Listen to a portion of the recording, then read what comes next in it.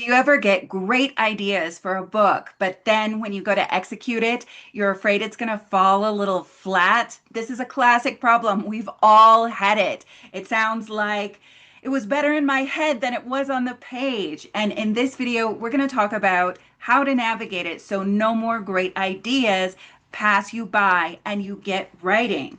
So, really, there are two core ingredients to executing a great idea. And once you really get the hang of these two ingredients, you're going to be able to write anything with confidence. You're going to be able to take that idea and develop it. And so, to get into the details, I want to use an example. I'm going to use Michael Crichton's Jurassic Park. So, this is a classic, great idea and beautiful execution. And so, let's take a look at the two parts. Really, first, you need high stakes. And so often we pull back, we pull our punches because we feel like if we write a book about dinosaurs, we're not going to be able to pull it off. And so we start to shrink and we're like, well, maybe we'll just make it a regular amusement park. We'll have two kids getting lost in an amusement park. But that's actually harder to write because then you really need to dig into the compelling scenes in order to push the reader forward. It's also harder to convince people on that idea. It doesn't have that wow factor. So the first thing you need is really go for it. Don't pull your punches in scenes or in your book idea. Go for the drama. Go for the big idea. Then we want to get to our second ingredient, which is immersive detail. You can pull off strange ideas, weird ideas, big ideas, as long as you really bring us into the moment with immersive detail. And so with Michael Crichton, that looked like the DNA extracted from amber, and then they fill in the missing DNA strands with the strands of an amphibian. And so, because we're in immersive detail, we get that next step, and then we start to follow. Note, it doesn't need to be realistic. I think so often when I'm working with writers, we can get in our head about, is anybody going to believe this? Is this realistic? Fiction is not about realism. It's about immersive detail and being in the moment and feeling the experience.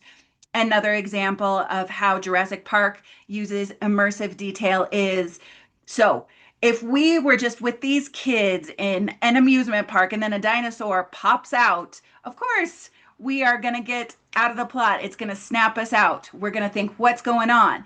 But this isn't just any park. It's on a separated island. We have a specific trial and a grandfather and kids that contributes to the high stakes.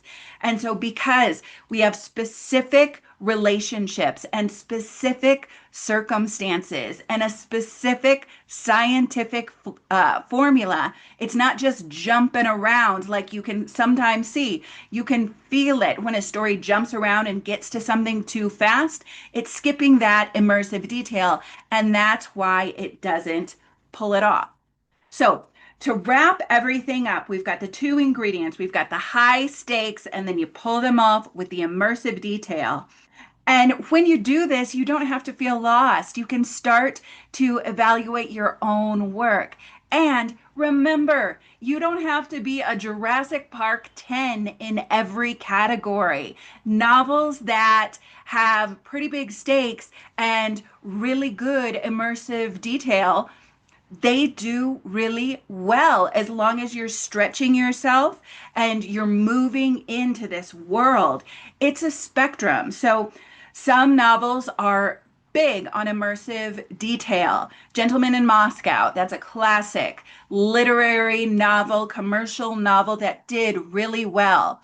Stakes, it has stakes. We are watching, Russia. We're watching the beginnings of communist Russia. And so there are stakes. It's a cultural transformation. And yet, the delicacy of the novel comes out in the detail. It leans into that immersive detail. Then there are other novels that do really well that are all stakes and they don't spend as much time developing the world. So Court of Thorns and Roses. That's a runaway hit. And yet, there are more twists and turns than there are specificity and really getting into characterization and things like that. They're broad strokes and it's great, but it doesn't have as much immersive detail. So don't put too much pressure on yourself. You're gonna do great. And if you need some help, I have resources. The Rapid Novel Blueprint. So this takes you through the big picture stakes outline of the book, and it has plenty of prompts for immersive details. There's some freebies to get you started below. So grab the book, grab the free worksheets, and keep working on your book. See you soon. Ciao for now.